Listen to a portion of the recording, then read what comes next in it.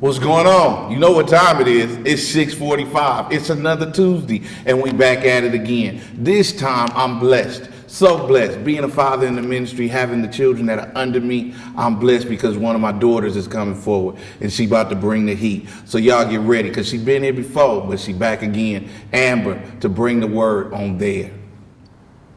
What's up, guys? My name is Amber, and I'm a member of the Common, and I've been tasked this week to continue the series that we've entitled There.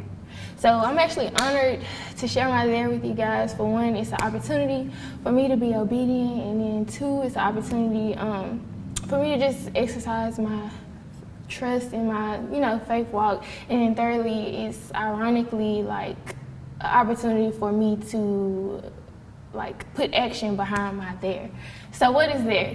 So there is a defined place by God, a definite place of God, and a designed place by God. So with that being said, what is my there? So to fully understand the magnitude of my there, the Holy Spirit led me to first answer, how did I get there? And that's relevant because it's like me in the process. So everyone is different and their there is unique. I, for one, wasn't inexplicably dropped off at this place that we call there. And when you get to a there place, God reveals the truths in your process, and it's reflective of His goodness, His ever-present hand, and the answers to why you're there in the first place. So when we come back, I'll unpack and go through some of the highlights and major realizations along my journey to my there, aka the process, with real life practical examples. I'll drop some tea on some of my own personal business, and of course we'll have good Bible to back it all up. So my first question for tonight is,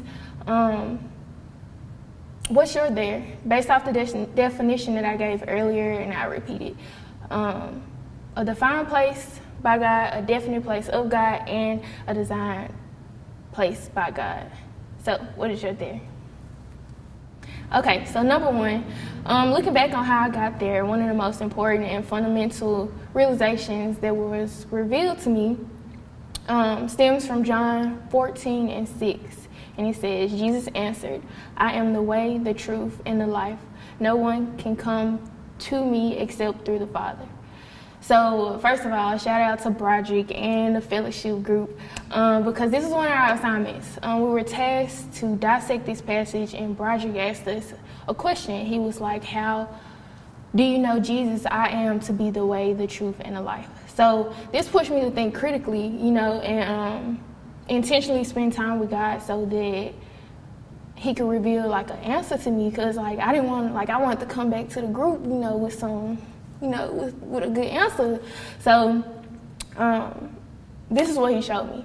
So basically all three are synonymous, although it's almost as though you can't have one without the other. So you can't know the way without the truth, and without the truth, you'll never fully experience life. And without the way, you can't get to the truth or know the way to life. And you can't get to life to the full extent without the truth or the way. So put simply, if I were to personally sequence these three words, and I say personally because it's unique to each person, it's unique to how you encounter them. So if I was to put these three equally important words into a sentence to answer Roger's question, I would say the truth revealed the way to life. So let's break that down. So truth. I, throughout my journey and throughout my life, have experienced and encountered His truths, His sufficiency, His promises, His grace, revelation, the fact that I've never been led astray, standing on His truth, and the fact that all of my encounters and experience reinforce the notion that I can't doubt Him because I know too much about Him. And that speaks to the validity of Christ for me. Next, the way is revealed simultaneously, because remember, you can't have one without the other, and once one is started, the others will just fall into place pretty much. So the way implies directionality.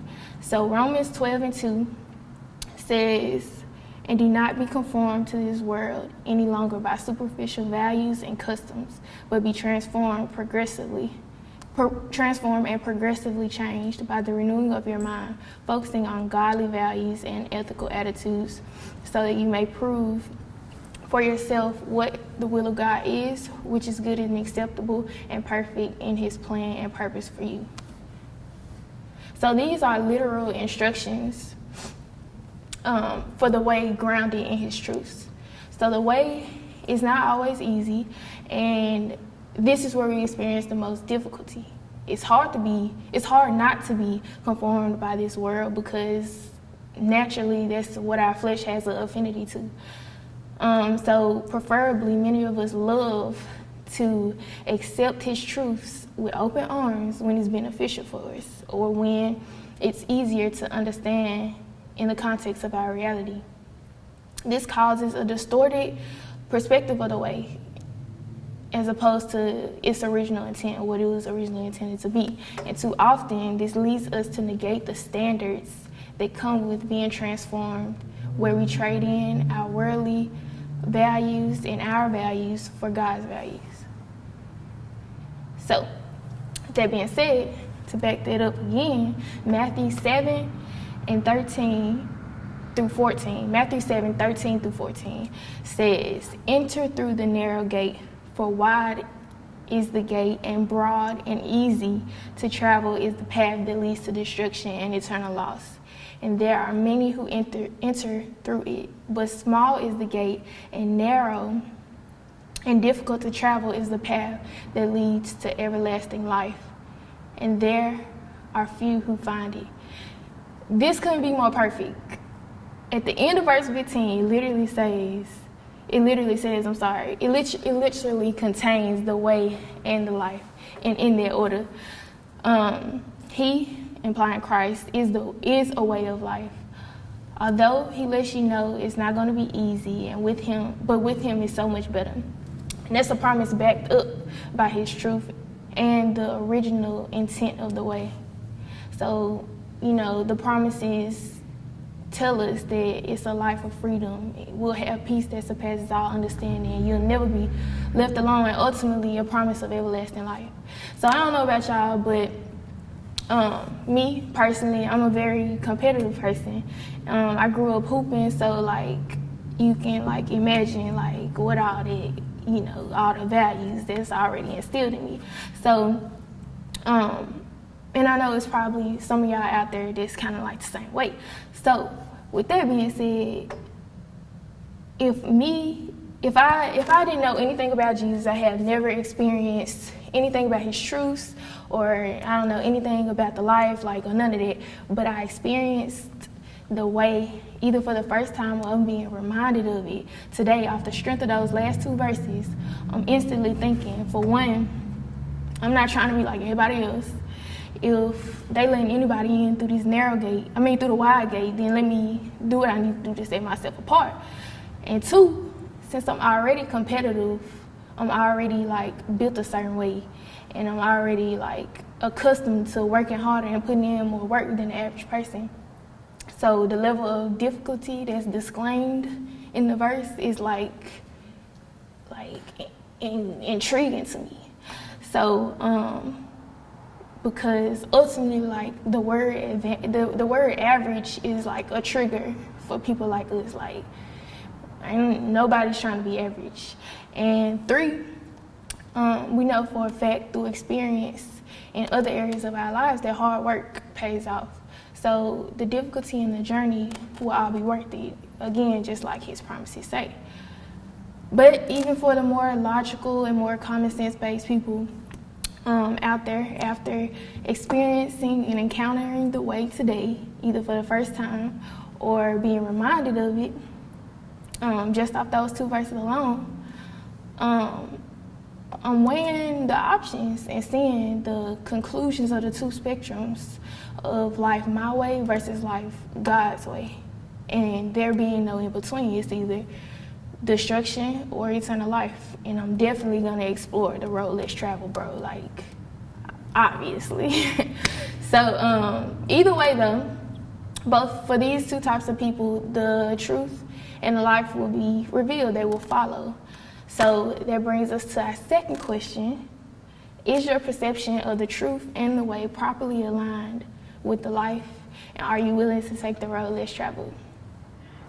Okay, so the second part I've entitled like relationship goals, just to give it a little sprinkle of something for the note takers out there. But so growth in your relationship with God changes you. And there's nothing to be afraid of. Like, one thing that I definitely wanted to do was like demystify it, like make that not such a scary thing, because it's not. Because you basically do it with every relationship that you commit yourself to. Your behavior changes. You go from single to taken. And those two things look very different. When you're single, you can do whatever you want to do, and only you matters. But when you're taken, there's a standard, and you have to consider the feelings of who you're in a relationship with, and consider how your actions will affect that person. So when I'm saying relationship, I'm talking about like the for real love, like the for real, like taking type stuff, where you spent enough time with this person to know them like the back of your hand, like a book or whatever you want to call it. And so you know their personality, their character, what they like and what they don't like, do's and don't do's, and like all that. And when you're so for real about the person, that you develop like a love and respect for that person, where you don't want to see them hurt, so you change. And you naturally do this. You naturally are happy and glad to oblige, and naturally are happy to do this, because trust has been established, and the feelings are reciprocated, and ultimately you're happy. So it just comes naturally. And it's the exact same way in your relationship with God. But the question is, because this relationship requires you to submit to a standard, to be disciplined and selfless to a God that you can't tangibly see, do you really want to? Because just like any other relationship, there is no in-between, and there is no 1 foot in and 1 foot out. And oftentimes, like many unstable relationships, a lot of us want the benefits of a relationship, but we out here living single and doing whatever we want and justifying our sin, because by His grace, we know that He'll take us back. But that's the beauty of the love of God. And He loves us so much that, fill in the blank, XYZ, like He'll never leave us, and He wants the best for us, like all that great stuff. But and don't get me wrong, all of that is absolutely true. But in our flawed and fleshly nature, only looking at and living out the love of God can lead us to taking advantage of His love. And what that looks like can be, for instance, justifying our sin, harboring pride, iniquity, and manipulating the word and the nature of God to something that is more convenient for us. So, fear of the Lord is equally important. Proverbs 1:7 says, "The reverent fear of the Lord, that is worshiping Him and regarding Him as truly awesome, is the beginning and preeminent part of knowledge. It is the point, and it is the starting point and its essence. But arrogant fools despise skillful and godly wisdom, instruction, and self-discipline." So if we negate the fear of God, how He's a jealous God, or how He can pour out His wrath and judgment, how can we ever really reference and live for Him? We can't. The fear of the Lord draws a line and gives us direction. If you just love God, then you won't have respect for Him. Just like I can love you and not respect you. And if we're honest, like we've seen this time and time again in relationships, and might have even like been in relationships like that. So, but unlike God, He's not gonna like pick up and leave you just because you did Him dirty, and we should never fear Him forsaking us, and that's a truth, a testament of His love. But you do have to choose Him. And time is of the essence, because no man knows the day or the hour, and tomorrow is not even promised. And that's another aspect of fear, getting up out of here without knowing Him for real.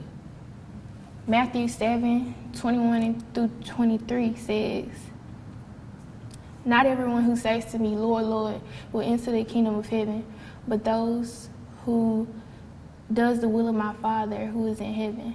Many will say to me on that day when I judge them, 'Lord, Lord, have we not prophesied in your name and driven out demons in your name and done miracles in your name?' And I will declare to them publicly, 'I never knew you. Depart from me. You are banished from my presence. You who act wickedly disregarding my commandments.'" Yo, that's like the scariest thing ever. But to be honest though, like when you think about it, like can you really blame them? Like just our basic human principle and like the principle of the matter, like and how we operate as humans. He could say, "I basically gave you every opportunity, a lifetime of opportunities, yet you took advantage of me. I never knew you. You never responded to me for real. Your heart never turned to me for real. You never respected me enough to live like it." The love and the fear of God work together almost like a yin and a yang. There's a balance. And it's something that you're more than likely doing already. A practical example is the typical parental relationships, especially when it comes to your mama. So check out this video and we'll be right back. Miss Tamar. What I saw was a lot of hypocritical situations. The first day that we all sat here, you and my mother went on about her staying in the process, no matter what. And here is the leader who left first. No, hold Yes. on. You asked me what I saw. Once an agreement is violated and a commitment is broken, all bets are off. I felt disrespected and singled out because you didn't take the time to get to know me. You have a behavior problem. Your behavior is deterring away from what your point is. Well, that's a little disrespectful and unfair because I've never gotten a chance to speak my piece. And how did you contribute? I contributed by keeping my commitment, although my business wasn't handled. What commitment did you keep? To be here. At what time? To be here, period. No, that's not the commitment. Yeah, The oh yeah, it commitment, is. what time was on your call sheet? 1:30. And what time did you arrive? I have absolutely no idea. Were you here at 1:30? Absolutely not. So you broke a commitment, violated an agreement, and broke a commitment. That was your contribution. I didn't violate an agreement. Yeah, you did. Violate an agreement, not my commitment. Yeah, you did. I Once you violated the agreement, Miss Tamar, the commitment was broken. Okay. I don't accept excuses. We're talking grown people. Bigfoot women, as my grandmother would say. Can I ask you something, Miss Evelyn? Do you know what her pain is? Because the only reason a person would behave in this manner. We're not gonna throw this behavior word around consistently. again. We're not gonna do that. She does not have a behavior problem, and that's not fair. First of all, your finger in my face is not gonna work for me. But the And I'm name not calling is speaking- not gonna work for me. I haven't called you a name. said behavior That's what problem. I did not say behavior problem. I said Behavior. What does that mean? you are disruptive. You are abusive, Tamar. Really? You are violent, Tamar. No one can say anything. And you're just condescending and hypocritical. That is wrong. Nobody- You cannot just throw out names like that. I'm real clear about what And I'm experiencing. very clear about my experience as well. Okay, but I have a right to my And experience. I have a right to detest your experience. Do you want to do this? Do you? Because I don't appreciate you keep throwing out these names. What about my disrespect? All I have been is disrespectful. I've been called. Wait a minute! Calm down. Whether you agree with Ayala or not, you cannot disrespect her. Tell her what you feel, but it's a way to do it, baby. So I'm not due respect. No, respect your elders. Got it. Let's go with what the word. You want to go with the word? I got this, Trina. I didn't say anything, Mommy. I'm sorry. I'm telling you right darn now. You say one more word, and I got you. we will respect her. Do I make myself clear? I see the hurt. I know you're hurt. I'm not hurt, I'm disrespected. You're gonna calm down. She's frustrated for a lot of things. There's a lot that's going on with Tamar. And that's why we're here. The only reason a person would fight so much to be seen is if they weren't seen. Girl, The reason they would fight so much to be heard is if they don't felt they were you heard. really gonna quit with this name calling? I'm not here for that. Which name calling are you here? I now wanna be seen? You really gotta watch your mouth. Like, what are you talking? Who talks to me like that? Who talks to anybody like that? I ain't talking to you Because I like that. love You you. wanna be seen, I but you love now you're being you. abusive because you're cutting me off. I love Abusive all says, day. You know what? I'm sharing my experience, stay out of my Tamar. comments, sis. I'm not your sister. I am 2 years younger than your mother. I got underwear older than you. I hope you ain't got them, because that's nasty. I do have them. And they're clean. I can't take this. How you gonna tell me how to act if you're acting the exact same? No, I'm not, You're Tamar. being abusive, you're cutting me off.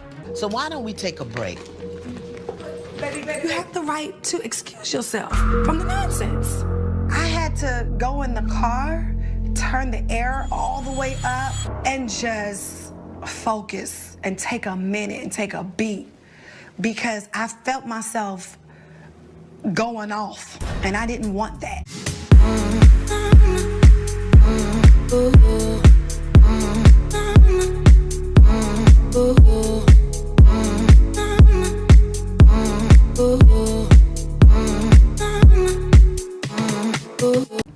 So basically, there was like 6 grown women having this sense of fear for their mama out of the love and respect that they had for her. So to my point, the same elements of love and fear should naturally be applied to our relationship with God. And that brings us to our third question. Do you know God aside from your time of need? And can you say that he knows you? And does your love match your respect for him? And does that respect precipitate into how you live and the choices that you make? Okay, so our third and final point is there. We will finally arrive. So again, there is defined as a defined place by God, a definite place of God, and a designed place by God. So to illustrate my there, let's take a look at 2 Corinthians 2:14 through 17. But thanks to God, who always leads us as captives in Christ's triumphant procession and uses us to spread the aroma of the knowledge of him everywhere. For we are to God the pleasing aroma of Christ among those who are being saved and those who are perishing. To one we are an aroma that brings death, and to the other an aroma that brings life. And who is equal to such a task? Unlike so many, we do not peddle the word of God for profit. On the contrary, in Christ we speak before God and with sincerity as those sent from God. So my there is a sincere place with God. So sincere is defined as free from pretenses or deceit and proceeding with genuine feelings. So in my sincere place with God, I sincerely want to provide an aroma that is pleasing to him. And I've come to grips with sacrificing myself, my own will, my own way, my own personal thoughts, and my preferences as a sincere offering to be a living sacrifice for God, even if that means being obedient and having discipline in a world that normalizes the opposite. So sincerity produces a sweet aroma. So take cooking, for example. So at the turn of the year, like beginning of 2020, I went vegan, like cold turkey, like I went vegan. So I cook all the time now and I enjoy it. Like I really love the challenge of trying to make plant-based food taste as close to like the food that I know and love so much. So with that being said, one of the biggest tools in cooking is your nose. So I basically instinctively, like before veganism pretty much. So I instinctively know what to add into meat to produce an aroma that is pleasing to me, and it tells me like I'm on the right track, especially if I'm following a recipe, you know. So I'm not gonna add taco seasoning to gravy. Like, I just can't imagine what that would smell like. So if we took this cooking analogy and made it analogous to life, so the contents of my pot is my life, is equivalent to my life. So there were some things that I had to remove from my pot, AKA my life, because it wasn't producing the right aroma. Most of which were contrary to popular culture in the world, but the truth is, peace with God means conflict with the world. And that's like beyond truth. With that being said, I'll go ahead and spill the tea on some of my personal business or whatever, and I'll be the first to admit that one of my biggest battles last year was with sex. Not because it was tempting or not because of temptation, but because I was in a relationship while also intentionally going deeper in my relationship with God. So my desire to have sex and my ability to compromise got smaller and smaller. So mind you, at the time, my boyfriend and I, we were in two completely different places spiritually. He isn't fully understanding the magnitude of my convictions or completely why I'm feeling so bad about like doing what I'm doing. And so it was definitely like a tense time in our relationship. On one hand, I'm seeing God's perspective about it, and on the other hand, he's seeing a more worldly kind of perspective about it, which was like, he was like some convincing points. Like, it was convincing, and it kind of like made you think, like, so in me choosing to go against the grain, like, it was a ton of pressure in itself. Like, I had to fight for my mind, and the enemy trying to plant thoughts and efforts to make me feel stupid for trying to live righteously. So thoughts that was going through my head was like, yo, this man gonna think I'm crazy, like, that I've turned into like this spiritual person, like super spiritual, holier than thou type of person that he don't recognize no more. Insecurity started to take root, and even thoughts that like would flip the whole thing to where I was feeling sorry for him and considering how this form of rejection could like hurt his feelings. But I had to stand firm in my decision and to what God was asking me to do. For one, because conviction is a beast. If you don't know, now you know. It's a whole different level of guilt when you know better and trying to do better, trying to be better, but you don't do better when the moment arrives. And two, I knew that all of my actions mattered. Like, I knew he was watching and listening to me, even if it was like subconsciously. I knew he was seeing me read my Bible, seeing me journal, seeing me meet with Broderick, and listening to me when I would talk about like what God was doing in my life. And I knew that I had to be the example that he saw.